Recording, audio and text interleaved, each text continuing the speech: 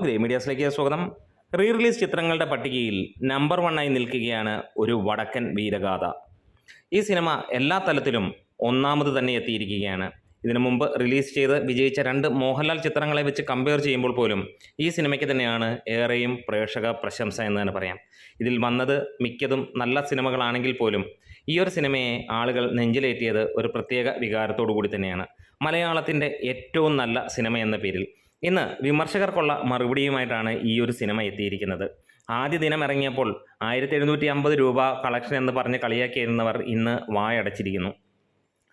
ആദ്യ ദിനത്തിലാണ് സിനിമയ്ക്ക് ഏറ്റവും കുറഞ്ഞ കളക്ഷൻ വന്നത്. അതായത് 11 ലക്ഷം രൂപയ്ക്ക് മുകളിൽ 12 ലക്ഷം രൂപയോളമാണ് കേരളത്തിൽ നിന്ന് ലഭിച്ചത്.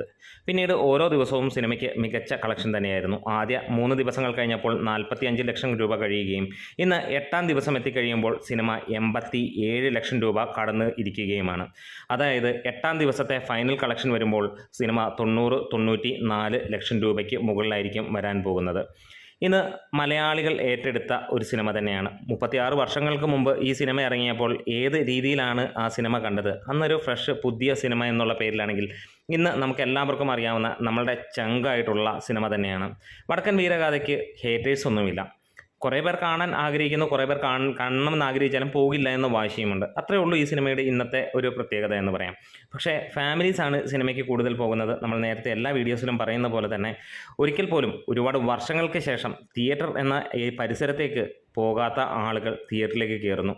അതുകൊണ്ട് തന്നെ ഇന്നും സിനിമയുടെ ഷോ കൗണ്ടുകൾ കൂട്ടുന്ന കാര്യം നമുക്ക് കാണാൻ കഴിയുന്നു. ഇത് കേരളത്തിൽ മാത്രമല്ല, അന്യ സംസ്ഥാനങ്ങളിലും സിനിമയ്ക്ക് മികച്ച റെസ്പോൺസും ആളുകൾ കാണാനുണ്ട് എന്നുള്ളതാണ്. 2-ാം വാരത്തിലേക്ക് സിനിമ കടക്കുമ്പോൾ സ്റ്റഡി ആയിട്ടുള്ള അതേ തിയേറ്ററുകൾ നിലനിർത്താൻ കഴിയുന്നു. പ്രത്യേകിച്ച് തൃശ്ശൂരിൽ സിനിമയ്ക്ക് തിരക്ക് കൂടുന്ന ഒരു കാര്യം നമുക്ക് കാണാൻ കഴിയുന്നു. തിരുവനന്തപുരത്ത് കൂടുന്നു. കൊച്ചിയിൽ നല്ല ലെവലിലുള്ള തിരക്ക് എല്ലാ ദിവസത്തെയും പോലെ തന്നെ മുന്നോട്ട് പോകുന്നു. വർക്കിംഗ് ഡേയ്സിലും സിനിമയ്ക്ക് 10 ലക്ഷം രൂപയ്ക്ക് മുകളിലുള്ള കളക്ഷനാണ് വരുന്നത്. ശനി ഞായർ ദിനങ്ങളിലൂടെ സിനിമ കേരളത്തിൽ നിന്ന് മാത്രം 1,20 ലക്ഷം രൂപയിലേക്ക് എത്തുമെന്നുള്ളതാണ് പ്രതീക്ഷിക്കുന്നത്. വേൾഡ് വൈഡ് ഇതിനോടകം സിനിമയ്ക്ക് 1,25 ലക്ഷം രൂപ കഴിഞ്ഞു. ഒരുപക്ഷെ ശനി ഞായർ കഴിയുമ്പോഴത്തേക്ക് 1.5 കോടിയിലേക്ക് എത്തുമെന്നുള്ളതാണ്. ഇവിടെ 1 കോടിയോ 1.5 കോടിയോ ഒന്നുമല്ല സിനിമയെ സംബന്ധിച്ചിടത്തോളം വലിയ കാര്യം. ജനങ്ങളിലേക്ക് എത്തുന്നു. ജനങ്ങൾ കണ്ടിറങ്ങുമ്പോൾ ഇതുവരെ ഇറങ്ങിയ റീ റിലീസ് ചിത്രങ്ങളിൽ ഏറ്റവും നല്ല സിനിമയെന്ന് പറയുന്നു. എല്ലാം കൊണ്ടും ക്വാളിറ്റി വൈസും സൗണ്ടും അതിൻ്റെ മേക്കിങ്ങും എല്ലാ സാധനങ്ങളിലും അവർ സാറ്റിസ്ഫൈഡ് ആണ്. ഈ സിനിമ 36 വർഷങ്ങൾക്ക് മുമ്പ് ഇറങ്ങിയപ്പോൾ ഒരു കാലത്തെ അതിജീവിക്കുന്ന സിനിമയെന്നൊന്നും അന്ന് ചിന്തിച്ചിട്ടുണ്ടാവില്ല. പക്ഷേ എല്ലാ മേഖലയിലും അങ്ങനെ അതിജീവിച്ച് പോകുന്ന ഇനിയൊരു നൂറ്റാണ്ട് കഴിഞ്ഞാലും ഈ സിനിമ അന്നും ഇതേ പ്രൗഢിയോടുകൂടി നിൽക്കും.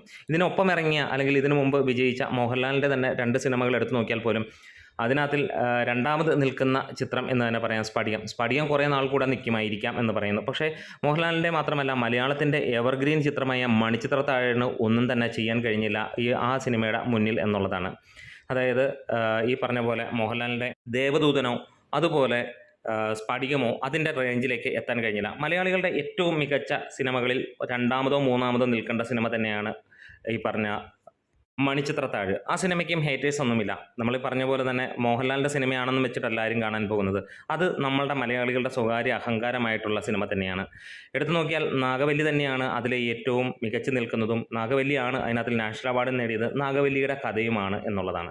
ഇവിടെ നമുക്ക് വടക്കൻ വീരകഥ കാണുമ്പോൾ മമ്മൂട്ടി സിനിമയായിട്ടൊന്നും ആരും കാണാൻ പോകുന്നില്ല. ഇത് മലയാളിയുടെ വികാരമായിട്ട് തന്നെ കാണുന്ന ചിത്രമാണ്. എന്തായാലും വിമർശകർക്കുള്ള കടുത്ത മറുപടി തന്നെയാണ് ഈ ഒരു സിനിമ ഇറങ്ങിയപ്പോൾ ഈ ഒരു സിനിമയ്ക്ക് ഒന്നും കിട്ടില്ല എന്ന് പറഞ്ഞവർക്ക് ഇപ്പോൾ ഒരു കാര്യം മനസ്സിലാകുന്നു. ഈ സിനിമ ഒരു മാസമല്ല, മിനിമം ഒരു 50 ദിവസം ഇവിടെ ഓടിയിരിക്കും. റീ റിലീസ് സിനിമകളിലെ റെക്കോർഡ് തന്നെയായിരിക്കും ഇതും എന്ന് നമുക്ക് ഉറപ്പിക്കാം. സിനിമയ്ക്ക് നല്ല ലെവലിൽ കളക്ഷൻ വരുന്നു. വളരെ കുറച്ച് തിയേറ്ററുകളിൽ മാത്രം റിലീസ് ചെയ്ത ചിത്രം ഇന്ന് കൂടുതൽ ഷോകളും കൂടുതൽ തിയേറ്ററുകളിലേക്ക് എത്തുന്നു. സ്റ്റഡി കളക്ഷനായിട്ട് തന്നെ പോകുന്നു. നല്ല ലെവലിൽ ആളുകൾ ഇഷ്ടപ്പെട്ടു പോകുന്നു. വീണ്ടും വീണ്ടും കാണാൻ കൊതിക്കുന്ന ആളുകൾ ഇതാ തിയേറ്ററിലേക്ക് എത്താനും പോകുന്നു. നമ്മുടെ വീഡിയോസ് ഇഷ്ടമായെങ്കിൽ സപ്പോർട്ട് ചെയ്ത് തരണം. Grey medias.